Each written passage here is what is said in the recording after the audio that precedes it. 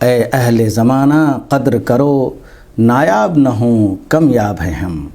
مولانا اشرف علی تھانوی رحمۃ اللہ علیہ، جو حکیم الامت کے نام سے مشہور تھے، برصغیر ہند و پاک کے ایک ایسے عالم دین تھے جنہوں نے 20ویں صدی میں ہندوستانی مسلمانوں پر اپنے گہرے نقوش چھوڑے ہیں۔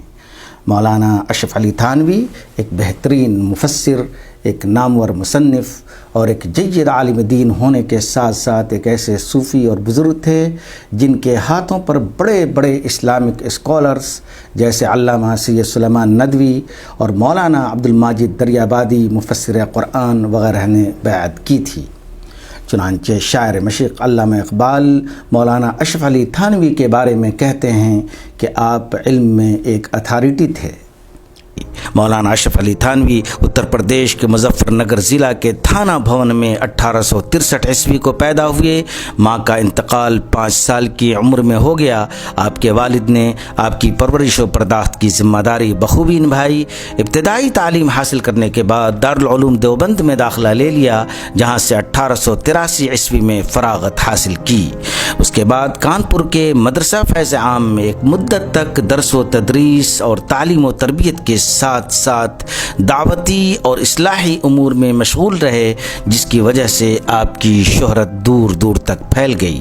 مولانا اشرف علی تھانوی دور دراز کے شہر اور گاؤں میں گھوم گھوم کر نہ صرف تقریریں کرتے بلکہ ان کو پرنٹ کرا کر کے بھی تقسیم کرایا کرتے۔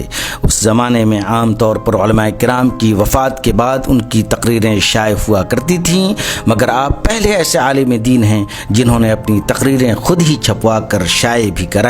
1897 عیسوی میں مدرسہ فیض عام کانپور چھوڑ کر آپ اپنے آبائی وطن تھانہ بھون آ گئے۔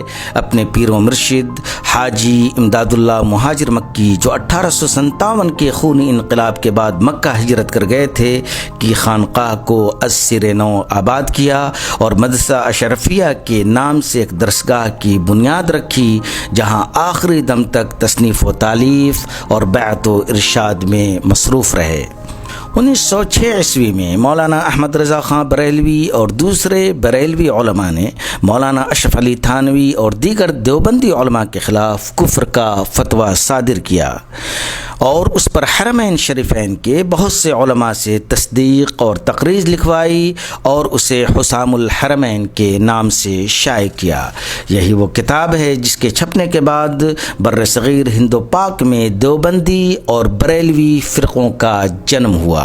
اس کے جواب میں علماء دیوبند کی طرف سے مولانا خلیل احمد سہارنپوری نے المہند علی المفند لکھی، جس پر دیوبند کے تمام بڑے علماء نے دستخط کیے اور مولانا اشرف علی تھانوی رحمۃ اللہ علیہ بھی اس میں شامل تھے۔ کتاب عربی زبان میں حجاز میں شائع ہوئی اور دیوبندی فکر پر اعتراضات کے جوابات دیے گئے، جس کے نتیجے میں بعض علماء حجاز نے اپنے موقف سے رجوع بھی کیا، جو المہند کے اخیر میں شامل کیا گیا۔ جہاں تک آزادی سے پہلے سیاست کا تعلق ہے تو مولانا اشرف علی تھانوی مسلم لیگ کے زبردست حامی تھے۔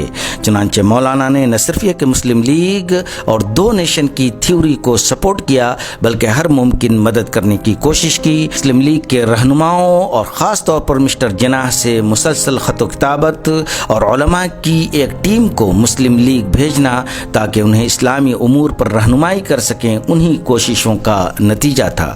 جب ہندوستان کی آزادی کا وقت قریب آ رہا تھا اور کانگریس کی حمایت میں دیوبند کے بیشتر علماء کرام سامنے آ رہے تھے، اس وقت مولانا اشرف علی تھانوی نے دیوبند کی مینجمنٹ سے استعفیٰ دے دیا اور مسلم لیگ کی بھرپور حمایت کی اور کانگریس کی حمایت کو قبول نہیں کیا۔ مولانا اشرف علی تھانوی برصغیر کے ان چند علماء کرام میں سے ایک ہیں جن کی تصانیف کی تعداد سینکڑوں تک پہنچتی ہے۔ آپ نے تقریباً 800 کتابیں اور تصنیفات اور رسائل لکھے، جن میں مشہور ہیں تفسیر بیان القرآن، بہشتی زیور، حقیقت الطریقہ، جمال القرآن، حیات المسلمین، دنیا و آخرت وغیرہ وغیرہ۔